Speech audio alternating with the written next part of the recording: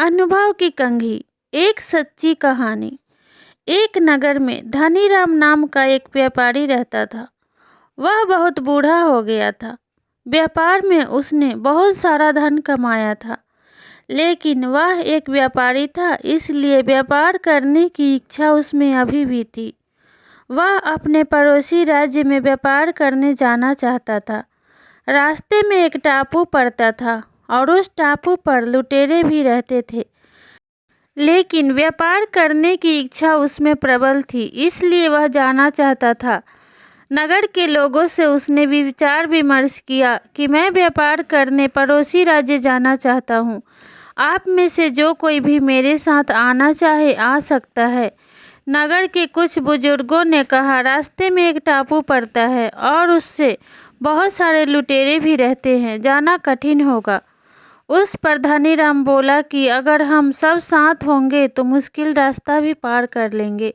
जाने के लिए एक टोली तैयार हो गई।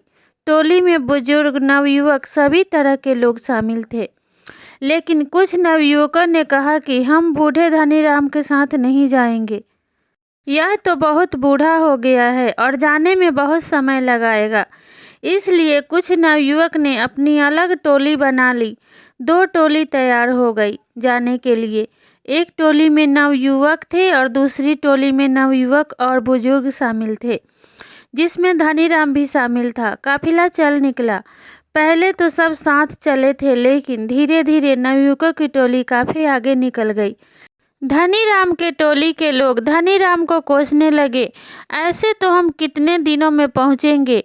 इस पर धनीराम बोला, सब्र रखिए, सब्र का फल मीठा होता है। धीरे धीरे धनीराम उस टापू के करीब पहुंचा।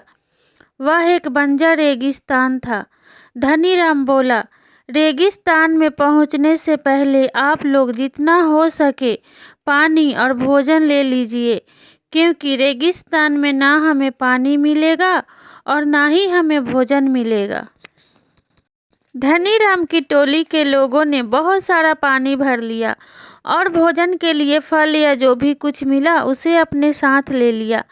वह लोग आगे चल निकले। रेगिस्तान में बहुत गर्मी थी। पानी का तो कहीं कोई नामो निशान नहीं था। कुछ दूर आगे जाने पर उन्हें रेगिस्तान में कुछ लोग मिले। उन्होंने कहा कि आप लोग थक गए होंगे, थोड़ा आराम कर लीजिए।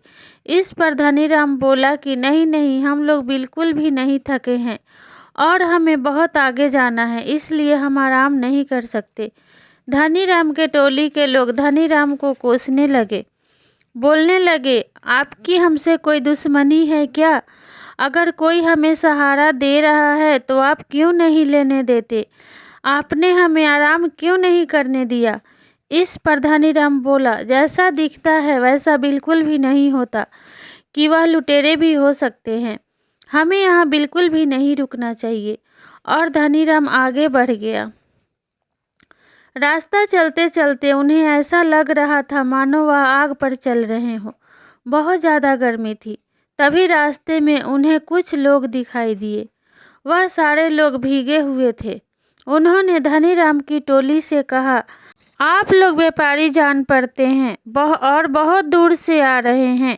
आपके पास जो पानी है वह भी तेज गर्मी से बहुत गर्म हो गया होगा। इस पानी को फेंक दीजिए और हमारे साथ चलिए। बगल ही में एक ऐसा स्थान है जहाँ बहुत सारा पानी है, फल और फूल है और वहाँ बारिश भी हो रही है। आप वहाँ नहा धो के आराम कर सकते हैं और ठंडा पानी भी भर लीजिएगा। इस पर धनीराम बोला कि आपका बहुत बहुत धन्यवाद, हमें इसकी कोई ज़रूरत नहीं है, हमारे पास पानी है और हम पहुंचने ही वाले हैं। यह बोलकर धनीराम आगे बढ़ गया। धनीराम के टोली के लोग उसे भला बुरा कहने लगे, बोले, आपने हमें आराम क्यों नहीं करने दिया? हम तो इतने थके हुए हैं।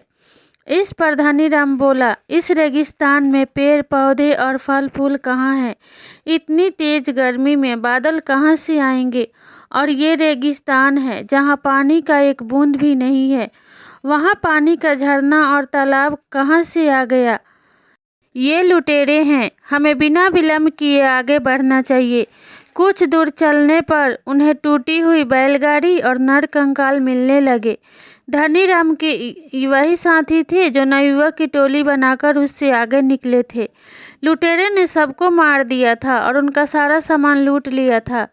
धनीराम के टोली के सारे लोग रोने लगे, लेकिन धनीराम की सूझबूझ की वजह से उन सब की जान बच गई थी। इस कहानी से हमें यह शिक्षा मिलती है कि किसी भी काम को करने के लिए हमें जोश के साथ सूझबूझ की आवश्यकता होती है और सूझबूझ किसी भी विरासत में नहीं मिलती। ये हमें उम्र के तजुर्बे से प्राप्त होती है। अनुभव की कंघी तब हमें मिलती है जब सिर पर के सारे बाल झड़ चुके होते हैं। कहानी अच्छी लगी हो तो वीडियो को लाइक, शेयर और सब्सक्राइब ज़रूर करें।